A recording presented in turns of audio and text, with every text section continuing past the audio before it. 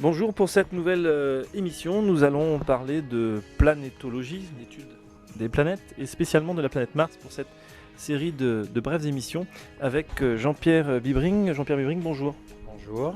Jean-Pierre Bibring, l'exploration spatiale, ça fait à peu près 40 ans. On envoie maintenant des robots sur Mars, par exemple. Est-ce que vous faites partie de missions européennes qui envoient des satellites sur Mars? Je crois que oui, c'est pour ça que je vous pose la question. Oui, j'ai la chance de participer effectivement à plusieurs explorations spatiales du système solaire, dont une effectivement sur Mars, qui est dirigée par l'Agence spatiale européenne. C'est relativement nouveau que les Européens participent à l'exploration spatiale directement, c'est-à-dire au niveau de la responsabilité de mission elle-même. D'habitude, ce qui se passait, c'est qu'on fabriquait des instruments qui étaient embarqués dans ces missions, soit par les Américains, soit par les Soviétiques.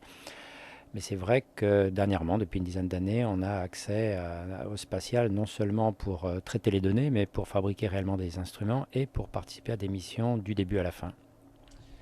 Les Russes et les Américains sont toujours en course.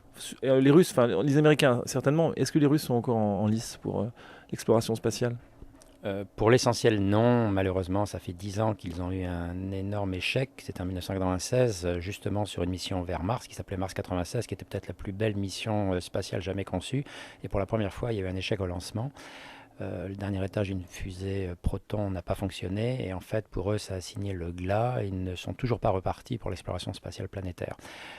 C'est d'autant plus dramatique que ces gens-là ont vraiment été les pionniers. Et à l'époque, ça faisait donc 30 ans qu'ils avaient contribué vraiment à la découverte du système solaire. Il faut voir que cette histoire de découverte du système solaire, bien sûr, c'est pas pour ça que le spatial s'est fait. Le spatial est né pour de bien d'autres raisons, qui étaient des raisons de stratégie, je dirais.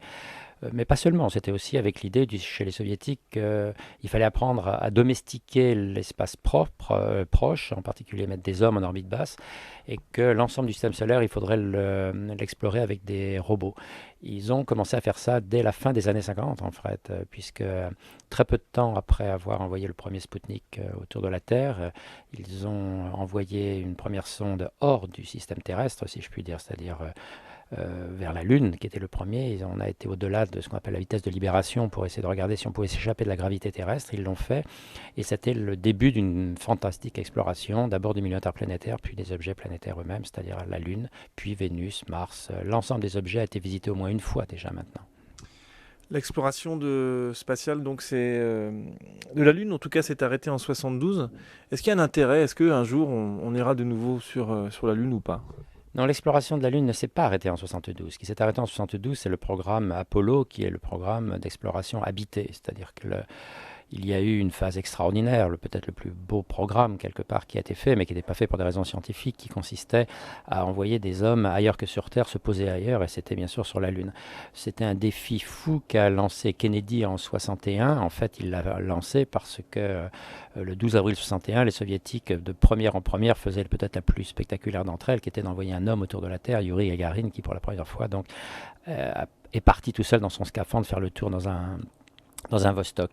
Et lorsqu'il est revenu sur Terre, il fallait bien que les Américains essayent de faire mieux pour essayer de reconquérir ce qu'ils appellent le leadership.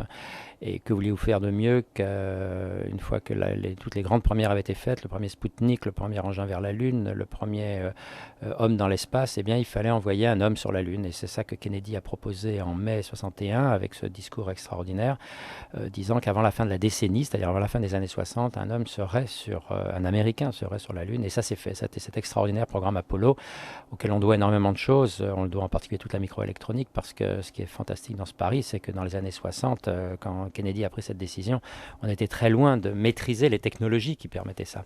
Donc c'est vrai que ce programme a été remarquable. Il a été aussi remarquable du point de vue scientifique, vu qu'on a profité de cette mission-là, de ces missions-là, des 6 vols vers la Lune, pour faire beaucoup d'expériences sur la Lune et rapporter des échantillons. Et pour la première fois, on a compris comment le système solaire a évolué dans ces premières centaines de millions d'années.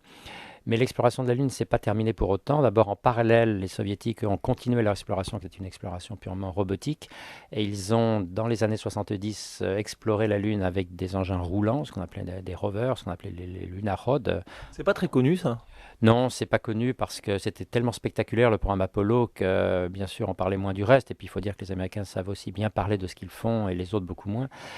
Donc ils ont fait cette exploration robotique avec des engins roulants et surtout, je dirais, ils ont fait quelque chose qui va compter pour l'avenir, c'est qu'ils ont fait 3 missions pour aller chercher des échantillons et les rapporter sur Terre, mais d'un point de vue purement automatique. C'est-à-dire qu'ils ont ramené des échantillons du sol lunaire jusqu'en 1976 sans que personne n'aille les rechercher. Il s'agissait d'envoyer des engins, des robots sur place qui ont creusé le sol, mis les échantillons dans une petite boule, mis à feu sur place automatiquement en haut d'une fusée qui est revenue sur Terre avec recapture dans l'atmosphère terrestre et retour au sol. Et ça a été extraordinaire parce que la dernière d'entre elles, qui s'appelait Luna 24 en 1976, a été capable de faire un prélèvement d'une carotte sur 3 mètres de profondeur parce que la surface de la Lune est en permanence bombardée par des météorites.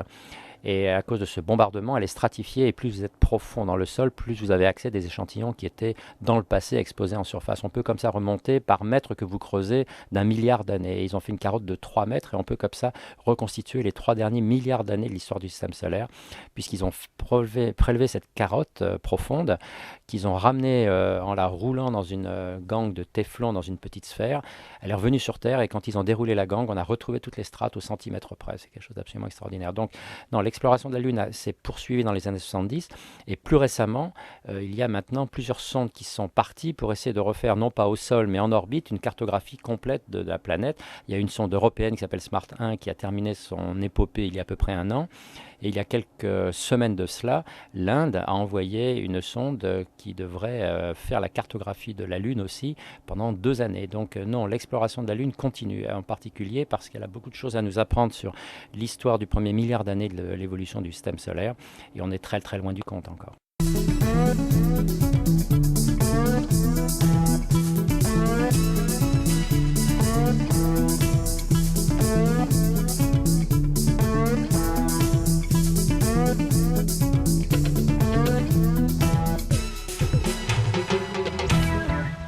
Jean-Pierre Bibring, mais pourquoi par exemple les Indiens envoient une sonde, les taïkonautes chinois récemment, les Américains d'un côté, nous les Européens de l'autre? Pourquoi est-ce qu'il n'y a pas une collaboration mondiale définitive sur ce sujet-là? On a l'impression quand même, mais je peux me tromper, que ce sont des équipes quand même toujours un peu nationales. C'est en partie vrai et en partie inexact. C'est vrai dans la mesure où, en particulier pour ce qui est de l'exploration de la Lune, se donner un objectif comme celui-ci, aller sur la Lune et si possible y envoyer des gens, suppose des développements technologiques que tous les pays qui peuvent y avoir accès souhaitent faire parce qu'on sait que derrière, à nouveau, ce n'est pas tant le progrès scientifique que le progrès de la société elle-même globalement qui peut en profiter. Et donc, un certain nombre de nations qui se sentent capables à un moment donné de proposer un tel objectif pour que se développent des technologies importantes. À nouveau, je l'ai dit, pour le programme Apollo, ça a été le cas, mais c'est vrai pour tout le monde. Le jour où les Chinois seront capables de se poser sur la Lune, ça veut dire qu'ils auront maîtrisé des technologies qui iront bien au-delà de l'intérêt purement spatial. Pareil pour l'Inde. Mais ça ne veut pas dire que dans ces missions-là, d'autres pays ne participent pas. En fait, ces missions sont extraordinairement internationales.